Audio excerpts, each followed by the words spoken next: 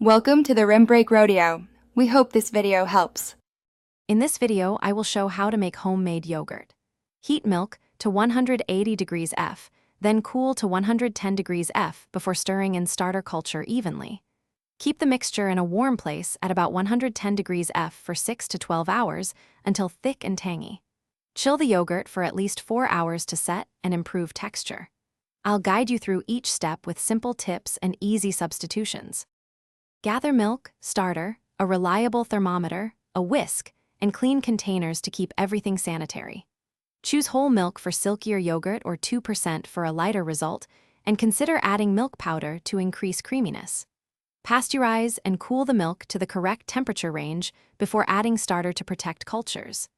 Maintain a steady incubation temperature and avoid disturbing the jar while cultures develop for best results.